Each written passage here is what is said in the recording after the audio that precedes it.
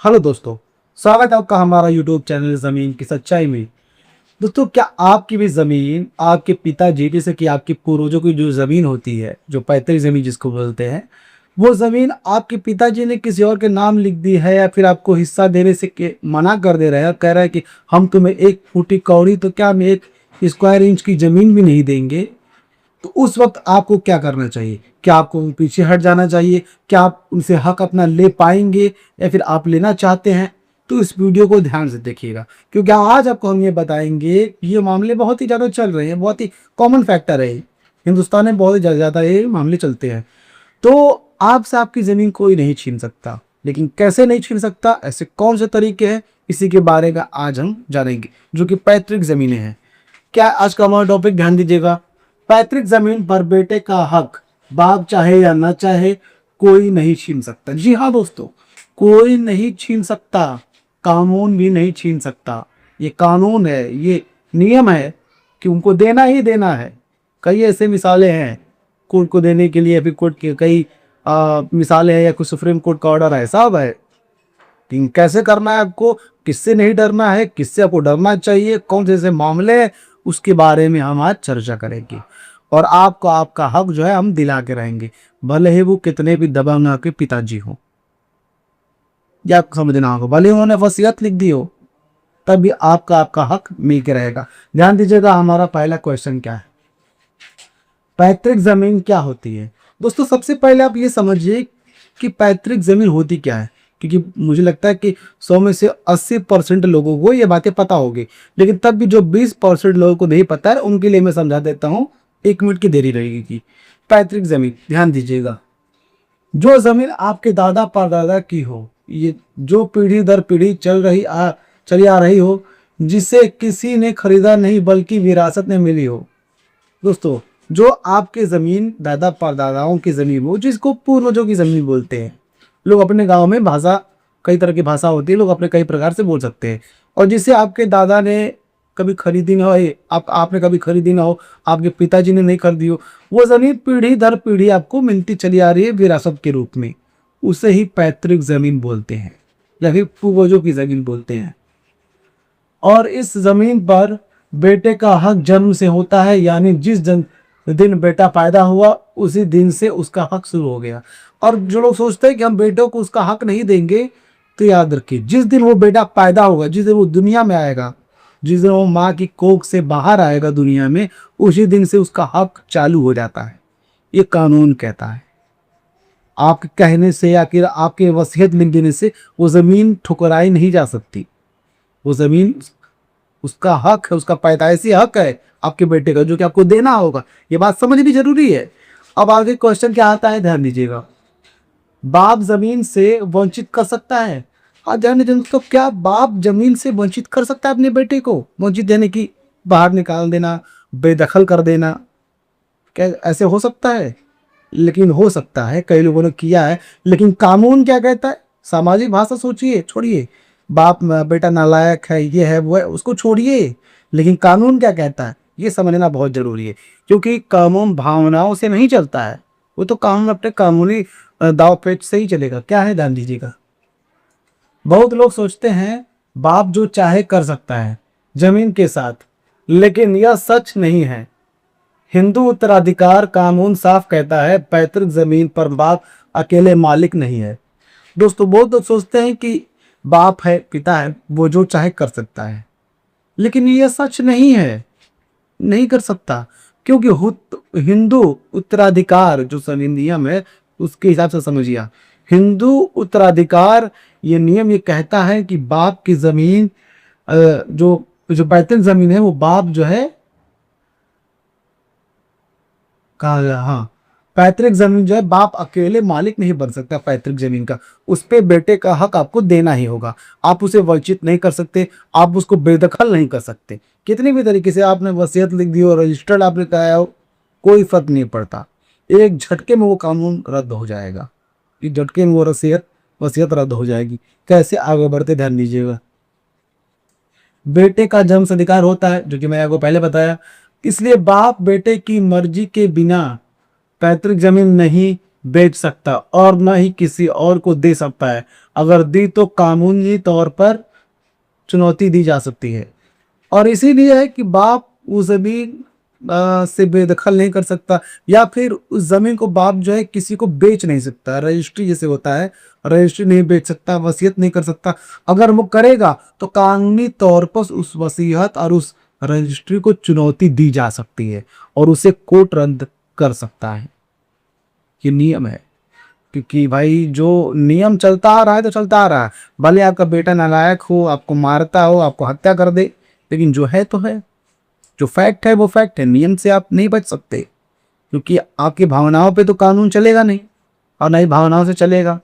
वो चलेगा तो नियमों से ही और कानून के अपने तरीकों से ही। फिर ठीक है, आगे बढ़ते हैं, ध्यान दीजिएगा। बाप ने जमीन किसी और को दे दी, अब क्या करें? अगर मान लीजिए कि बाप जो है आपकी जमीन, जो आपका अधिकार है, उसे किसी को बेच दी या फिर किसी को दे दी, तो उस वक्त आपको क्या करना चाहिए? जाहिर सी बात है, घबराने वाली बात तो है ही, क्योंकि आपकी तो जमीन थी, आपका हक था। लेकिन पिताजी अगर आपके किसी और की जमीन को बेच देता है या फिर दे देता है, तो उसके दौरान आपको क्या करना चाहिए, क्या कर सकते हैं आप? अब इसके बारे में जाने के ध्यान दीजिएगा।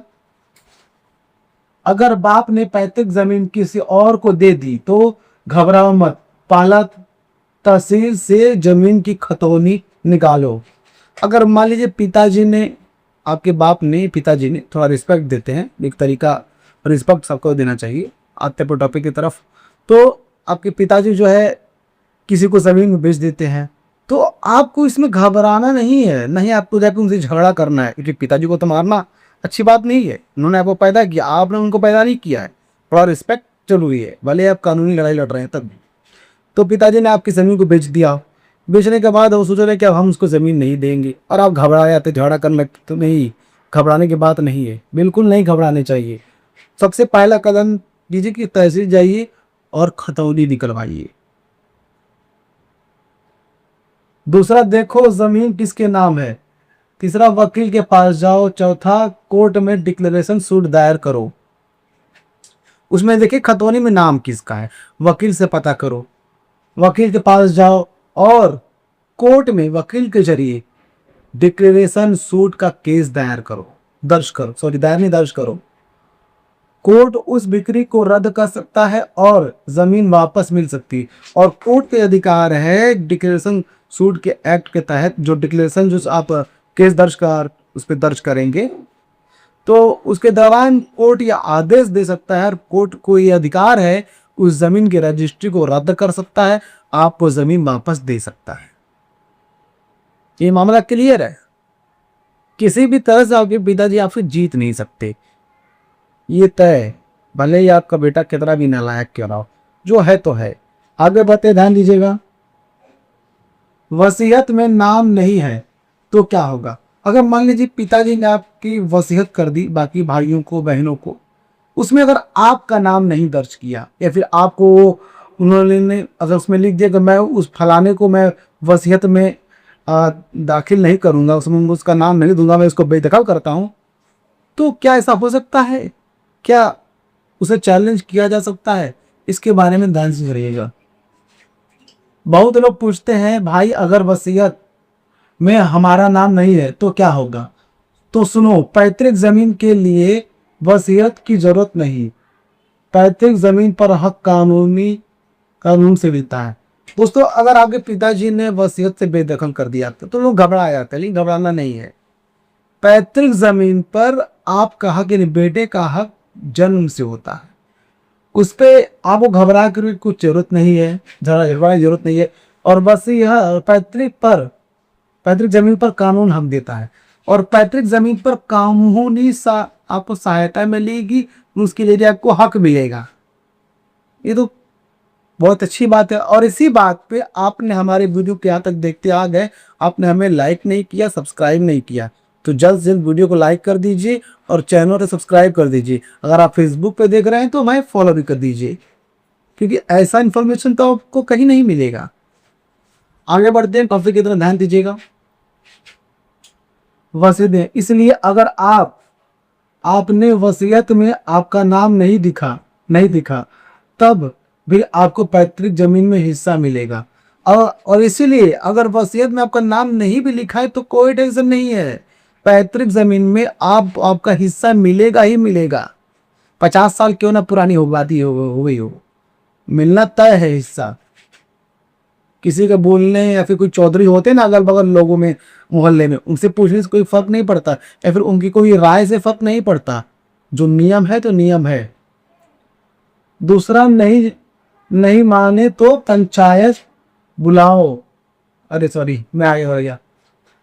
मिलेगा, यह आपका जन्मसिद्ध अधिकार है। और ये आपका जो अधिकार है जन्मसिद्ध अधिकार है, पैतृक उत्तराधिकारी के सॉरी हिंदू उत्तराधिकार के नियम के तहत ये नियम है, ये कानून है कि हिंदू उत्तराधिकारी जो भी रहेगा, यानी जो उनका वंशज रहेगा, जो उनको अब ये रहेंगे, जो बच्चे रहेंगे, उनको उनका हिस्सा दिया जाएगा, और जो भी जन्मसिद्ध अधिकार है।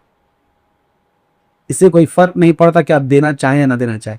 इससे कोई फर्क नहीं पड़ता कि आपके पिताजी आपको जमीन में हिस्सा देना चाहते हैं कि नहीं देना चाहते। भले ही आपका बेटा जो है या फिर बेटा जो है वो अपने मर्जी से जमीन छोड़ दे, लेकिन तब भी आप उस पे पेपर पे लिखवा लीजिए, रजिस्टर्ड पेपर पर, ऐसे नहीं। आगे बढ़ते ध्यान दीजिएगा, बेटे को हिस्सा कैसे मिलेगा। अब ध्यान दीजिए, अब वो तरीका मैं आपको बताता हूं जिससे आपको आपका हिस्सा मिलेगा, यानी कि बेटे को उसका हिस्सा मिलेगा। कैसे मिलेगा, ध्यान दीजिएगा। अब बताता हूं बेटे को हिस्सा कैसे मिलेगा। पहले बाप से घर में बात करो, दूसरा नहीं माने तो पंचायत बुलाओ। पहले जो है आप मामला बैठ को सुलझाइए, क्योंकि किसी को भी समाज में बेइज्जत करने से बेइज्जती आपकी भी होगी, क्योंकि वो कोई और नहीं है, आपके पिताजी है। पहले उनसे आराम से ठंडे दिमाग से अच्छे तरीके से उनसे घर में बैठकर बात कीजिए, अपना हिस्सा मांगे। अगर नहीं देते हैं तब आप सीधे पहले पंचायत में जाइए। देखिए, हर कानूनी कार्रवाई की कड़ी होती है, स्टेप्स होते हैं, हर स्टेप को आपको फॉलो करना होगा। डायरेक्ट जो है आपको कोर्ट में नहीं जाना है। तो पहला आप पंचायत बुलाइए। तीसरा, फिर भी नहीं माने तो एसडीएम के पास जाओ। एसडीएम से भी नहीं हुआ तो कोर्ट में। और देखिए, अगर पंचायत में आपके पिताजी नहीं मानते तो सीधा एसडीएम के पास लिखित में शिकायत कीजिए। और अगर एसडीएम भी नहीं मानता है तो कोर्ट में पार्टीशन सूट दायर करो। और अगर एसडीएम से भी काम नहीं होता है, कैसे भी करके नहीं होता है, तो फिर सीधा फिर कोर्ट जाना है आपको, और कोर्ट में पार्टीशन सूट के तहत आपको केस दायर करना है। कोर्ट हर बेटे को उसका हिस्सा दिलाएगा जरूर। और कोर्ट का ये तरीका है और ये नियम है कि आपको हिस्सा आपको दिलाएगा, जरूर से दिलाएगा, जितना आ जाए हिस्सा हो, भले 1 फीट हो या फिर 2 फीट हो, 1 स्क्वायर इंच हो या फिर 2 स्क्वायर फीट या फिर इंच हो, आपको दिलाएगा जितनी भी जमीन रहेगी। आगे बढ़ते ध्यान दीजिएगा, यह सबूत जरूर रखो। अब दोस्तों, इन सभी चीजों को साबित करने के लिए उस बेटे के पास ऐसे कौन से सबूत होने चाहिए जिससे वो साबित कर पाए अपने अधिकारों को वो ले पाए और समझ पाए। कि वो सबूत रहेगा तभी काम होगा, बिना सबूत के कोई काम नहीं होगा। ध्यान दीजिएगा भाइयों, सबूत के बिना कोई कार्रवाई नहीं होगी, ये नियम भी कहता है। इसलिए यह सबूत जरूर रखो। पहला, पुरानी खतौनी जिसमें दादा या परदादा का नाम हो। दूसरा, अपना जन्म प्रमाण पत्र यह साबित करने के लिए कि आप ही वारिस हो। देखिए, सबसे पहले आप जो है खत घबराइए नहीं, सीधा खतौनी निकलवाइए तहसील से। वो खतौनी निकलवाइए जिसमें आपके दादा परदादाओं का नाम हो, वही खतौनी, यानी कि पुरानी खतौनी। वो किसी भूलेख पे नहीं मिलेगा, आपको तहसील जाना ही होगा। और जन्म प्रमाण पत्र बनवाइए, ताकि अगर है तो ठीक है, नहीं हो तो बनवा लीजिए, क्योंकि वही साबित करेगा कि आप ही उनके वारिस हैं। ये नियम है। चौथा गवाह गांव के 2-3 बुजुर्ग लोग। और इसमें यह भी चाहिए कि गवाह भी चाहिए 2-3 लोग जो ये कहें कोर्ट में कि हाँ ये उन्हीं के वंशज है, उन्हीं के वारिस हैं, जो कि वो उनकी गवाही भी जरूरी है। देखिए, गवाही है जरूरी, भले कितने ही पेपर ले लिया तब भी। पांचवा, अगर जमीन बेची गई है तो रजिस्ट्री की कॉपी। अगर मान लीजिए कि जमीन बेच दी गई है तो जो रजिस्ट्री हुई है, जो जिसको भी किसी को उन्होंने अगर जमीन बेच दी है तो क्योंकि होता है ना कि मैं बच्चे को नहीं दूंगा, उससे अच्छा ना जमीन बेच दूंगा, तो फिर ना जमीन रहेगी ना वो लेगा, तो इससे कोई फर्क नहीं पड़ता। अगर उन्होंने जमीन बेच भी दी है, किसी को रजिस्ट्री भी लिख दिया है, तो रजिस्ट्री की एक कॉपी भी सबूत होनी चाहिए। यह सब होगा तो कोर्ट में जीत पक्की। और इन सारे सबूतों को अगर इकट्ठा आपने कर लिया, सारे सबूत आपके पास हैं, तो कोर्ट में आपको जीतने से कोई नहीं रोक सकता, और ये कोर्ट में आपकी जीत पक्की है, पक्की है जीत आपकी। आगे बढ़ते, ध्यान दीजिएगा। सबसे बड़ी गलती, अब दोस्तों सबसे बड़ी गलतियां ऐसी कौन सी है जो लोग हमेशा कर देते हैं, जिसकी वजह से उनको उल्टा भुगतना पड़ जाता है? क्या है, समझते हैं। लोग ये गलतियां करते हैं। पहली गलती, चुप रहते हैं, बाप से डरते हैं। दूसरी गलती, सबूत इकट्ठा नहीं करते। लोग ये सोचते हैं कि चुप रहते हैं, नहीं बोलते हैं, बाप से डरते हैं, जो कि पिताजी से डरना जरूरी भी है, डरना चाहिए, रिस्पेक्ट अपनी जगह है।